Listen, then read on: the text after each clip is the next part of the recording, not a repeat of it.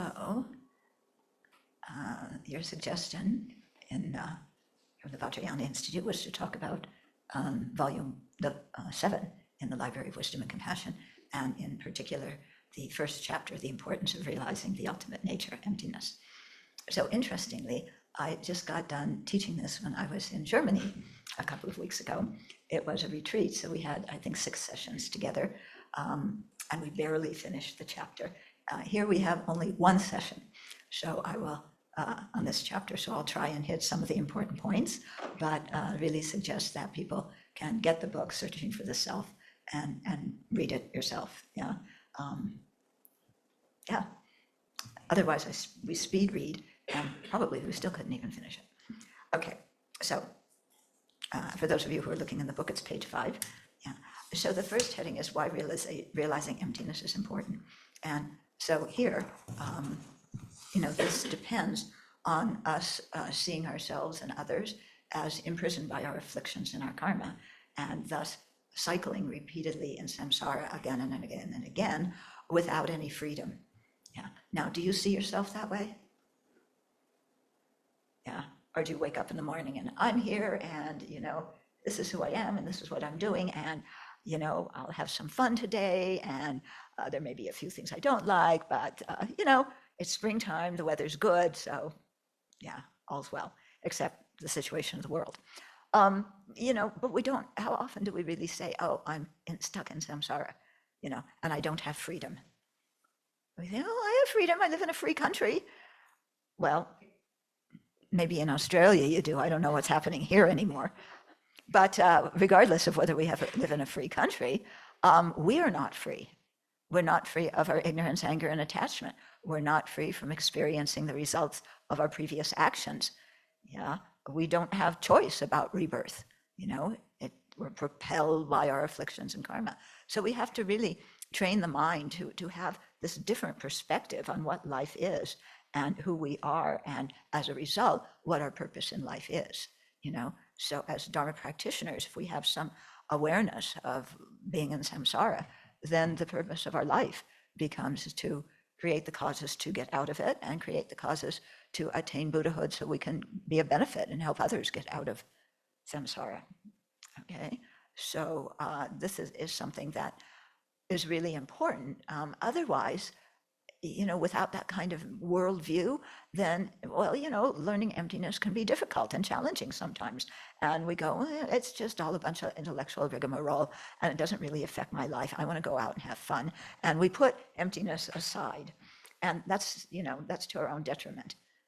Okay, so this is why it's important to have the Buddhist worldview, and why when Lama Tsongkhapa talks of the 3 principal aspects of the path, renunciation, the determination to be free of samsara, comes first.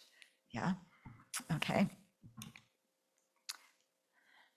And why realizing emptiness is important is because the root of our samsara is ignorance. Yeah, this is not the ignorance of voting for the wrong political party. This is not the ignorance of taking fluoride out of your drinking water. It is the ignorance that we don't know our ultimate nature, how things exist. Yeah, we're totally out to lunch regarding that. And as a result, we just plod along in our samsara, and at the most trying to tweak our samsara and make it a little bit better. Yeah, but we don't really think of the actual situation we're in. And we don't know that if we do think of it, we don't even know that there's an alternative.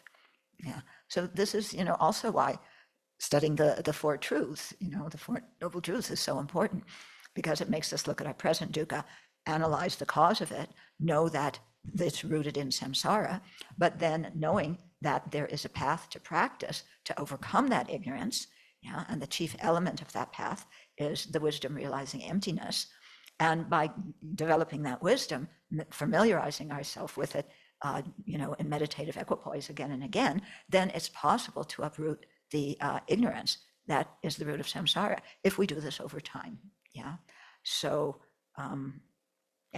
we need that kind of idea. Mm. Okay, so to read you some quotations from Arya Deva and the 400, he says, all afflictions are overcome through overcoming ignorance. When dependent arising is seen, ignorance does not arise. Yeah, if you'll remember, when we chant, which people at the community did today, Lama Tsongkhapa's three principal aspects of the path, when it comes to the third one, generating wisdom, the first verse encourages us to realize dependent arising. We would think it should say emptiness. But no, it's dependent arising because that is the monarch of reasons proving that all phenomena and persons lack inherent existence. Okay, so when dependent arising is seen, ignorance does not arise. It is the only doorway to peace. It destroys wrong views. It captures the attention of all Buddhas. This is called selflessness. So that's what we want to realize to overcome the ignorance. Okay, so I want to read a little bit on page 7 what His Holiness says, because the question comes up quite frequently, well, can one attain liberation or full awakening by practicing other religions and other spiritual paths?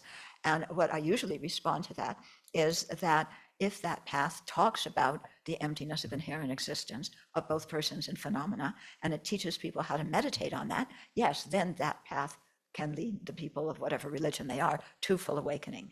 Okay, but we have to examine, other religions, and do they teach emptiness or not? So here are some of His Holiness's comments. He says, it is crucial to see the correct antidote to ignorance. Although a variety of religious practices and philosophies benefit people, not all of them explain the correct view of the nature of reality. I have been to more than one